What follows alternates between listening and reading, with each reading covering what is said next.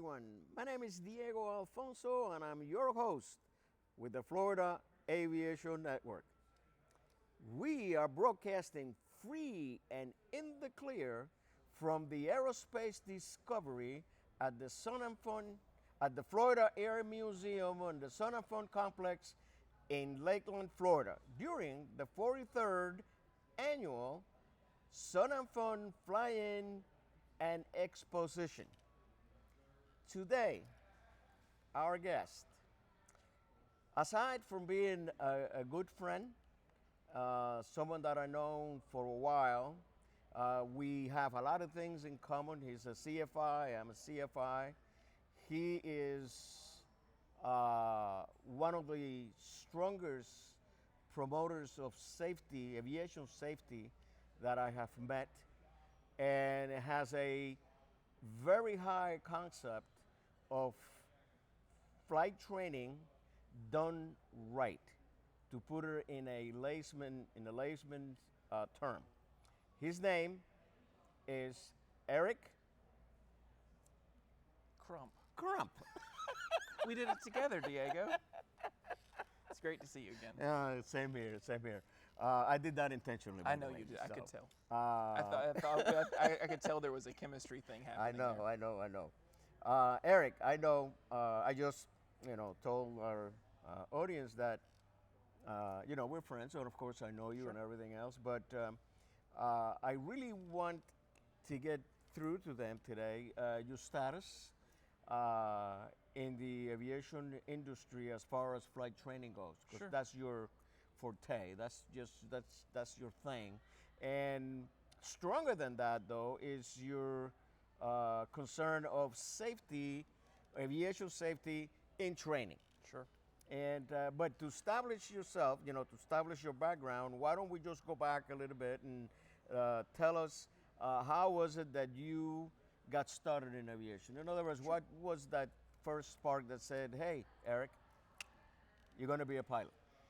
I was 8 years old, and I was at my grandparents' house, and my granddad was a mechanic at Spence Field in Moultrie, Georgia, doing pilot training for World War II. He was supporting on the maintenance side, and always fascinated with airplanes, but never became a pilot himself. So after he had kind of established himself in business, my grandmother decided to get him a couple of flight lessons.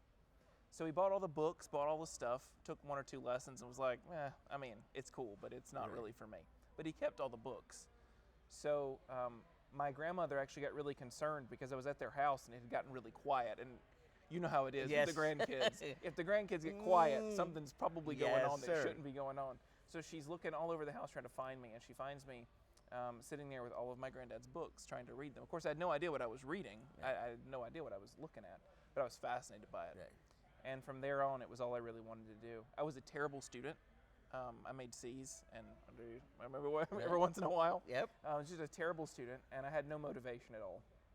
My parents knew that I loved airplanes, so they tried to bribe me and said, "Eric, if you can just make the AB honor roll for 1 quarter, just 1 quarter, we'll get you a flight lesson." I was like, "Oh, okay." So I made the straight A honor roll for the rest of the time I was in college or in school, because I had the capability to do it. I just had no interest. So my parents used aviation as the carrot to get me to do well in school. But I graduated from high school with an honors diploma and a 4.4 GPA and got a scholarship to go to college, which was good because I had to pay for flight training. That's correct. Still. So that was really it for me. I sold it on my 16th birthday, which was a Sunday, so I had to drive home with my dad because I could legally fly by myself before I could drive by myself, and then failed my driving test on Monday. But that's a different story for a different day. That light was not red. It wasn't anywhere close to red. But anyway, so my family to this day, if we're going somewhere, they say, if we're flying, that's fine. But if we're going to drive, somebody else needs to drive because, we know you don't have any driving skills, which is true. That's true. But that's really where I came from. And I had the best first flight instructor anybody could ever have. He taught the art of airmanship. He taught you how to know what the airplane was doing, what it was going to do next. And because I started flying when I was 13, so I had 3 years to kind of figure all that out. Exactly. I probably had 60, 70 hours by the time I soloed. So I really felt kind of in tune with the airplane, and I've always tried to carry that on. I catch myself all the time telling a student, head on a swivel, eyes on ball bearings, because that's what he used to tell me when I didn't look outside the airplane as much as I should. I still quote him all the time. I still use a lot of his expressions. It's those terms you never forget. It goes They're toward the law of ingrained. primacy somewhere. It's in there. You hear it and you'll never forget it. But anyway, he was great, and he taught me how to think about instruction. But I never even considered flight instruction as a career until I got to college, because I went to college to be an airline pilot. I mean, I thought you're going to be a professional aviator. You either work for the airlines or the military. Those are the only two flying jobs there are. So I got to college and realized there's all this other stuff that I could do. But I made the mistake of teaching a ground school class and just fell in love with it. I mean, just absolutely loved it. I remember calling my mom on the phone and saying, "Mom, I don't think I'm going to be an airline pilot anymore." She cried. She's like, "But Eric, it's all you've ever wanted to do." It's like, but I found something that's even better than that. And so I love to fly. I still love to fly. It's still a passion. I love to take my little girls flying. They're actually better than I am, but they have no idea what they're doing. That frustrated me so bad, and you've probably had students like this before. They get in the airplane, and they don't need you. Yeah. They're just natural. They just get it from the first time. My 6-year-old is like that. She just gets in the airplane and just, you know, like, Yep. how do you do that? I had to work at this. She just gets it. But anyway, I love to fly, but I love to instruct. I absolutely love it. And we were talking about it earlier. I just had a student who completed a CFI check ride just a few days ago. And so I get to live vicariously through my own students now. And I get to meet students who are trained by my students. Right. And that's neat. And it's still so that if I get on an airline flight, I'll see people that I know that I went to school with. But I had my first the other day where I got on and I was being flown around by my student. That was really weird. It was really weird. He humiliated me over the PA, which I really appreciated. He knew my seat number and everything. If you'll turn your attention to row 22, seat D, I'd like to. I'm like, oh, you just know it's going to be bad. But anyway, no, I've loved it my entire life. Yeah, I had a similar experience than you. You know how it is when you go in the airplane, when you go in an airliner. What is the first thing you do? You look at the front office. Yeah. And who's there?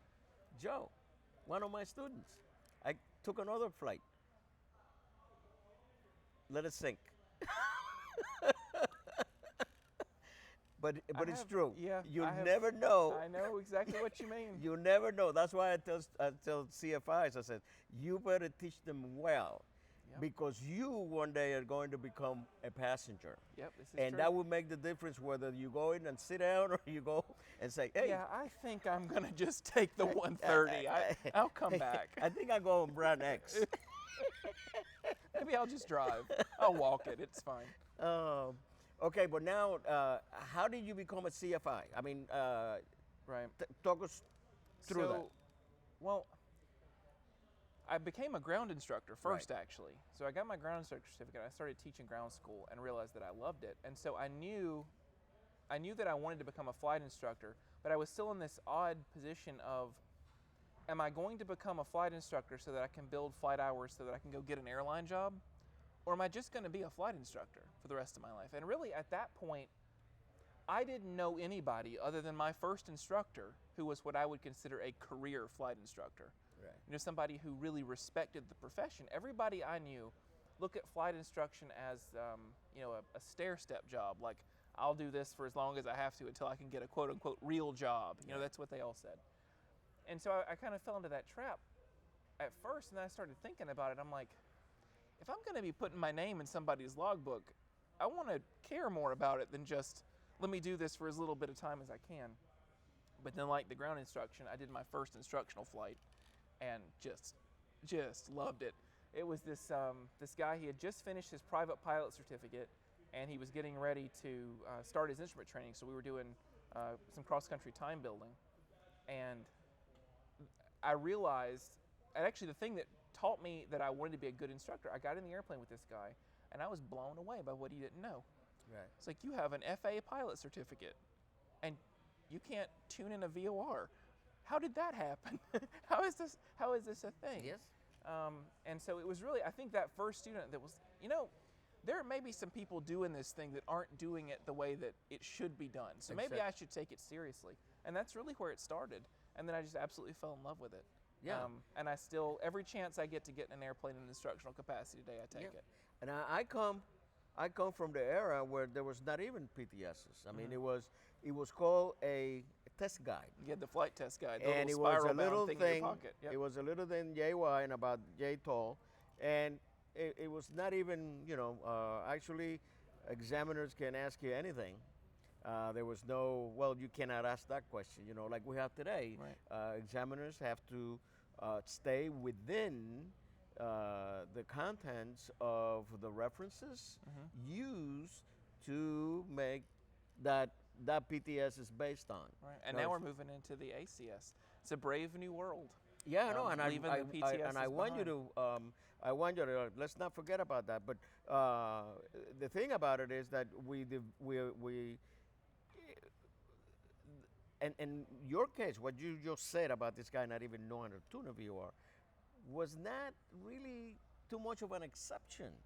There was a lot of those. Well, there was so little standardization, but you would hold a private pilot certificate, but you may be really good at one thing and really bad at something else. So you'd fly with these people, and you're like, who evaluated? And we asked that a lot. Exactly. Who evaluated you? Like, we're trying to figure out what standard were you evaluated to, because it was very open-ended. Yeah.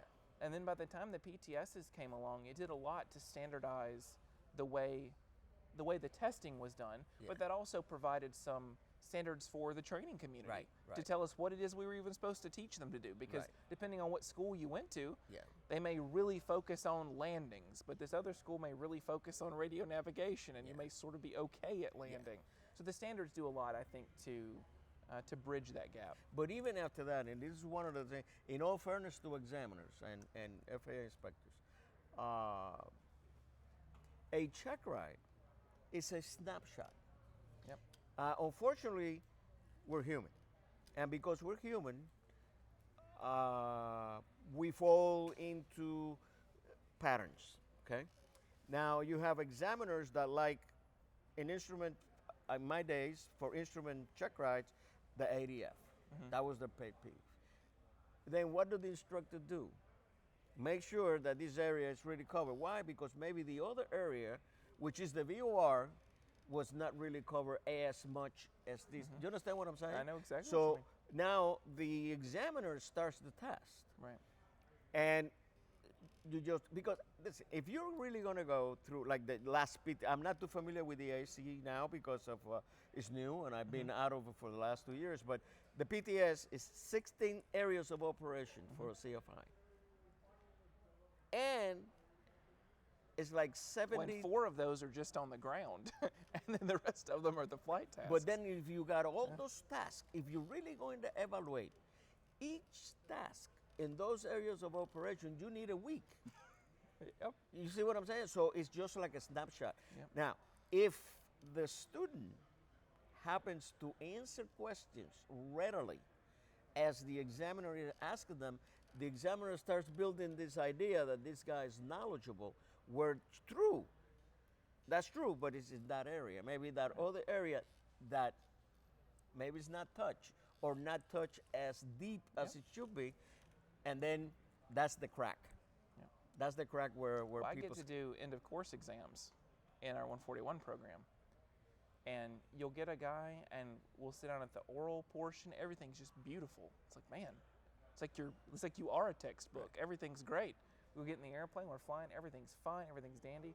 You get to one maneuver and they're just like, what altitude do I start at? And you're like, okay, I can see this is gonna go really well. If you don't know where to start, this ought to be fun. Yeah.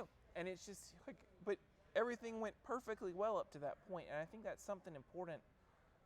If as the instructional community, we continue to just teach to a test, then really all we're doing is teaching applicants to pass a test, not to be proficient, safe pilots. Right. So we need to be providing quality instruction that covers way more stuff than what they're ever possibly going to get tested on. But as long as we teach the minimum, the students will readily only learn the minimum. Path That's of what least it is. resistance, people are going to do that. I mean, you're going to have that 1 out of 10 students who goes, no, tell me more. No, tell me more. Tell me more. I'll pay for ground time. 1 out of 10 students. Yes. But I think what we actually do is a disservice to ourselves, and certainly in a collegiate program like where we exist, a pilot who misses it there in private now has a deficiency that's going to follow them through the rest of their training until somebody finds it. Sure. I was terrified of stalls. Terrified of stalls. Join the And club. no one knew, because I did a really good job of hiding it. And I would perform them when I had to, but it wasn't until my instrument training, like halfway through my instrument training, we were doing stalls under the hood, and the instructor realized that I was having a straight up panic attack. Like that was too much, and it drove me over the limit. He goes, "Are you afraid of stalls?" No. Yeah. He goes, "Okay, well, take the hood off and show me a stall." And I mean, I'm shaking. Yeah. And he goes, "Okay, we're gonna fix this." The next day, we went up in a 152 and spun for 45 minutes. Yeah. And he goes, "Okay, if everything goes bad, this is what happens." I'm like, oh, that's it. Yeah. But once I had seen that, then it was fine. But I would have carried that training deficiency throughout who knows how long. Right. Carrying who knows how many passengers around on the weekend for fun. Having that deficiency that no one knew about. And I think we serve ourselves better as an instructional community if we look for those things and we go beyond the minimum standard. Because I don't know about you, I don't want to fly with a guy who was just good enough to get a certificate. Exactly. Because the one thing I tell the students every single day, whether it's PTS or ACS, this is the FAA minimum acceptable standard. You can be this bad and still get a certificate or rating. So I want you to be way better than that, so that the successful outcome is never in doubt. As it were. Exactly. And it's through the times.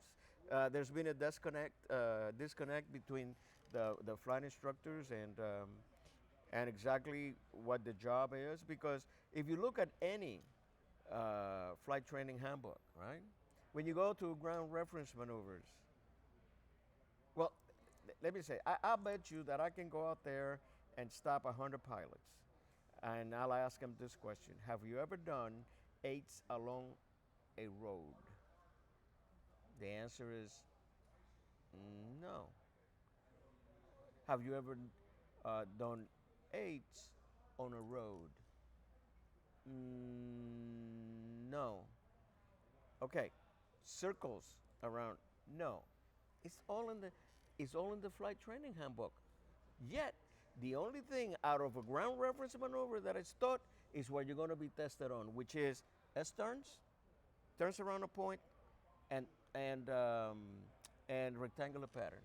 Why? Because that's what the only thing that the examiner is allowed to test. So when I did a CFI check ride, and I asked the guy, "What are you going to teach me on my private, as far as ground reference maneuver?" And invariably they will say, "Turns around a point," or I will say, "I'd like you to make a lesson plan for ground reference maneuvers, and how many are there that you can pick from?"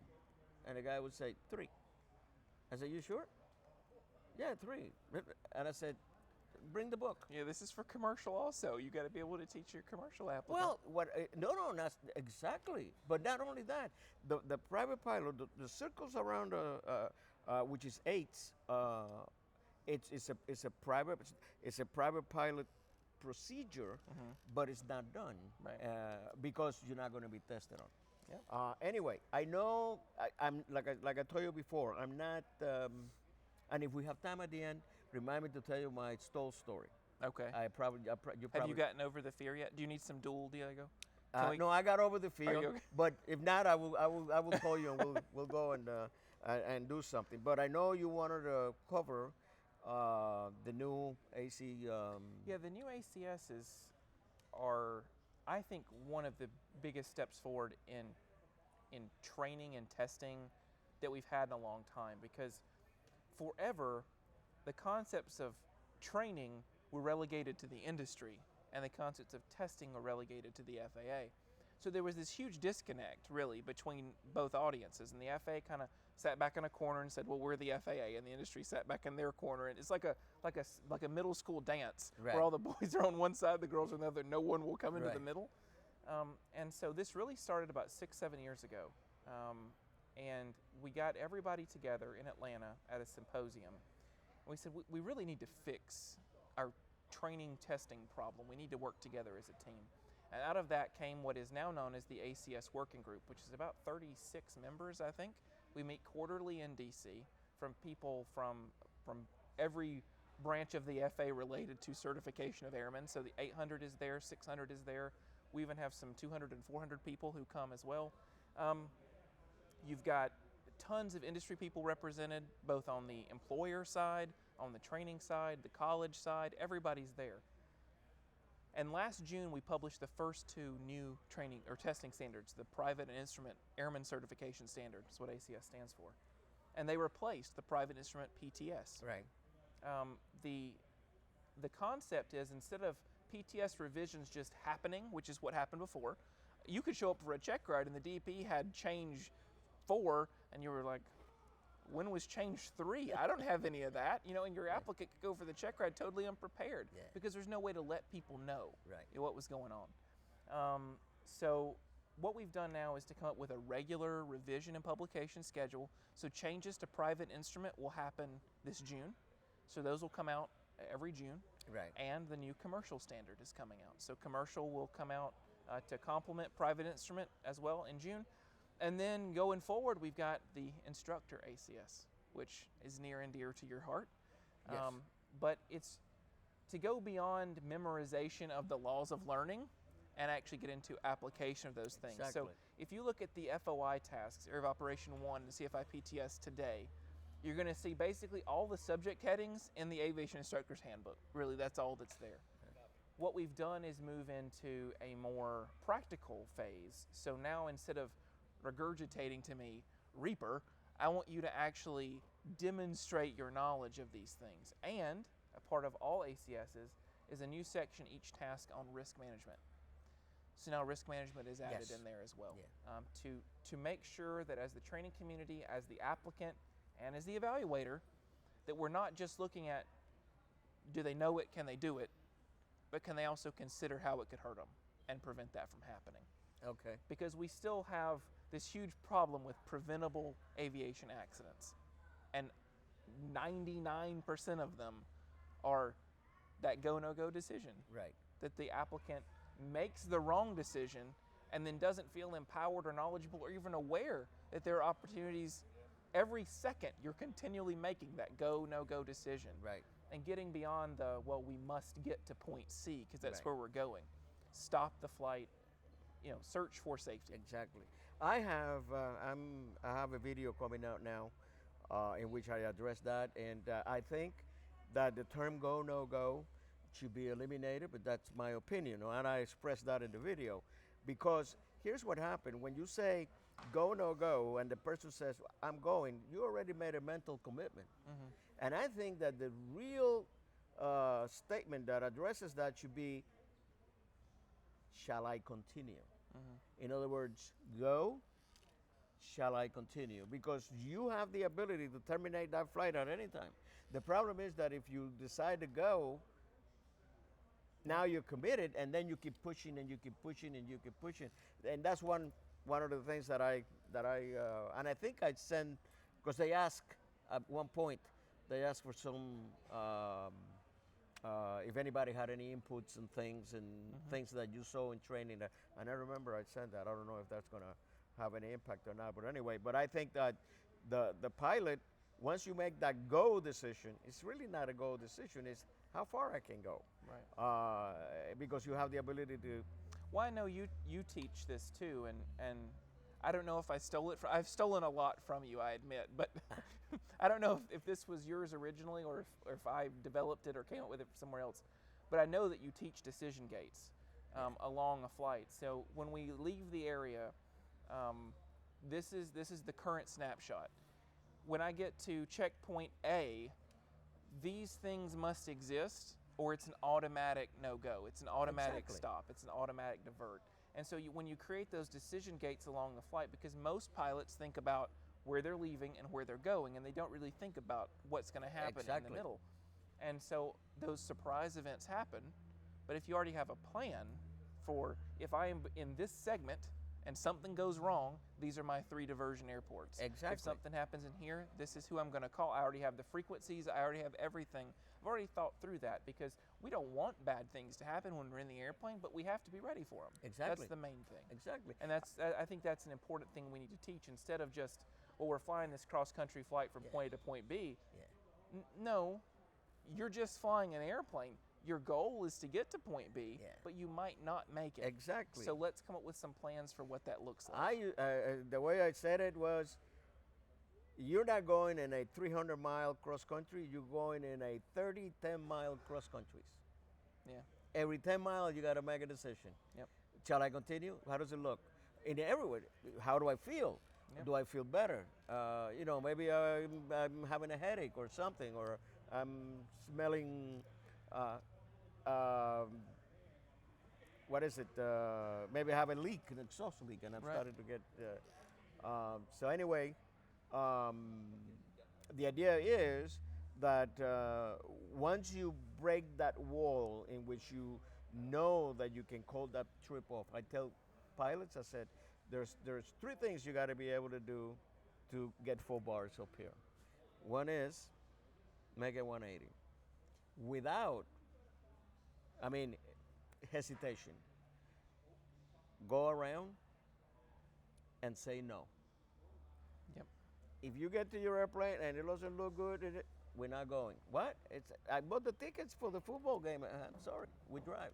I can't tell you how many times I've seen stage 1 private students right before their first solo, sitting there with a check instructor in the airplane, trying to force the airplane onto the ground. Yep. Because they think they'll fail if they can't land the airplane. It's like, Yeah. what I wanted to see was that you knew this wasn't going to work half a mile ago, and you got us out of here.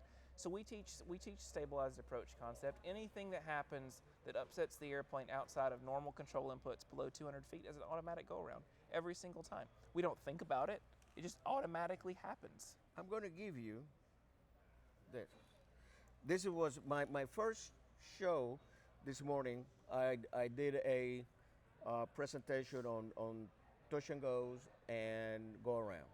Simply because finally this is being brought up now to the national level. I just received the AOPA CFI newsletter, and guess what is there? It says join the discussion, touch and goes, yes or no. That's my pet peeve. I started this thing in 2006. When I was a POI, I tried to convince the 141 school that touch and goes is no good. I was able to convince 2. And Well, everybody thinks I'm a weirdo for not letting students do touch and goes. When I have this conversation, I'm like, okay, there's me, there's Diego, and like 2 other people in the state of Florida who do it. But we have a 0, like touch and goes are not allowed. Both from a safety perspective, because there's an obvious loss of control possibility there. But second, it's just bad instruction. Because the student, I know you know, but I've never really understood that. I was taught with touch and goes, I taught touch and goes, and I didn't realize until I stopped teaching them how much better my students landed the airplane. I realized that alone. That's been my pet peeve.